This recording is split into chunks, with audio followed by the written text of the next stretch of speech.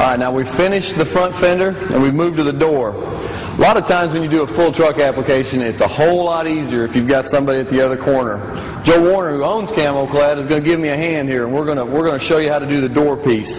And basically, we've measured our piece, we've cut it to length, we've got it oversized, probably 4 or 5 inches, and now we're just going to take this piece and we're going to pull the backing off of it. Say, well, you know, you can come down about halfway on it, something like that, and then you can create that. The vinyl will only be, the adhesive will only be exposed for about a foot or two. So we're going to pull this down about a foot or two, and then we're going to line it up here with the door. And basically the main thing is just to get your piece started evenly. Now, like I said before, if it sticks to the door, you just pull it back off and you get it lined up. I'm going to let Joe get his corner lined up over there. John, pull it towards you about 3 inches. All right. A little more. All right, that's good. Okay, and then basically just with your fingers, with light pressure, we're going to go across the top and we're going to create the adhesive. Now, basically over here in this corner, if you get a little wave in or something, don't worry about it. Just take it, pull it back up, and just stick it right back down. You're going to get rid of those wrinkles just by being able to reposition this material. And that's what makes it so beautiful to work with, is the fact that you can take this stuff and put it down and pick it up as many times as you want. So once you get it started like that, you take your squeegee and you basically just work from the middle with light pressure, and you just work your way down. You can also put your hand up underneath it if you get a wrinkle in it, and you can work with your hand underneath it and just slowly work your way down. And we're just going to go right down the door, starting from the middle. We're going to have to go around our door handle here. We're going to have to work around this mirror, and then we're going to lay another piece right up the side of the door here. But this will basically cover the bulk of the door right through here. All right, now that we're putting our centerpiece on our door, we've come to our door handle. And all the different door handle designs out there, depends on what make and model of vehicle you've got. This Chevy truck has got a door handle that's raised. So what we've done is we've made a relief cut across the top of the door handle, and we've actually just wrapped the material around that. Now, where that material comes down around that door, we're going to cut that out just like we did the fender flare up here. So once you make your relief cuts, I've done one vertically and one horizontally here, and that's allowed the material to conform around this door handle. And once I get that done, I get that material down tight, then I'm actually going to cut the door handle out just like we did the fender flare. Alright, now we've got the door. We're working our way down the door. We've cut out around the door handle. Now this truck has a indentation here in the body. And what you don't want to do is let that material stick below it and above it and then try to just shove it in there.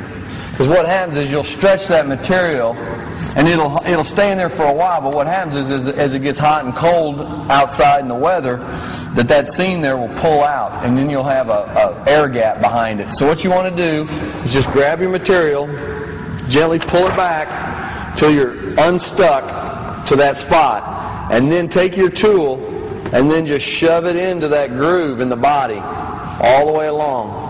And what you're doing is you're just going to eliminate the stretching part of the material. You're just going to take this material and you're just going to shove it into that groove without stretching it. So you just take the sheet and get it unstuck from the bottom, and then you just work it into that groove. And like I said, you can pull this stuff off as many times as you want, and I'm just going to run along here with my squeegee, and I'm just going to shove it into that groove all the way along there. And this is an important thing because I see people that if you don't do this, you're going to end up with some problems as far as down the road a year or two later. You're going to end up with an air gap behind there, and then the material is going to fail because it's not stuck down. So what you want to do here is just take that material and just shove it into that groove. Make sure it goes into that groove before you continue on down the body of the truck. And you can see me I keep pulling it back off of the truck, and I just keep wedging it down into that groove. And that's all you have to do. And once you're past that groove, like I am now, I can just continue on down the truck just like normal. We're working the way down the door.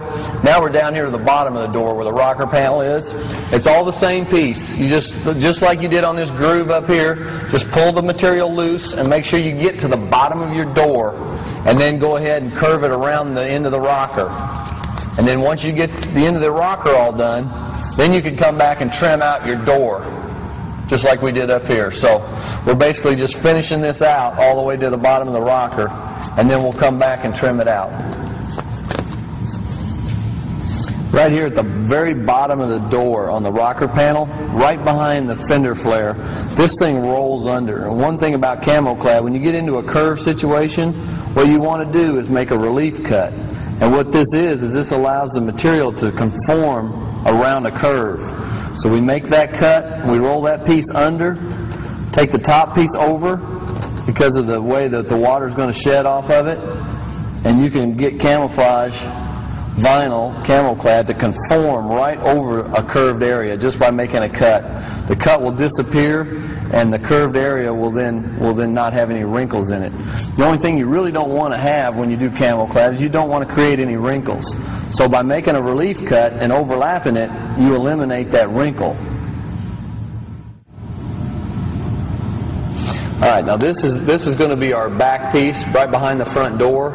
And anytime your pieces overlap each other, what we have found is that if you make a little wavy cut along that edge, that will eliminate any straight lines on your camo pattern, and it eliminates the visibility of any seams or any straight lines on there. So basically all you have to do is just start up here at the top and just create a wavy line. It doesn't have to vary more than about a ½ inch to an inch back and forth.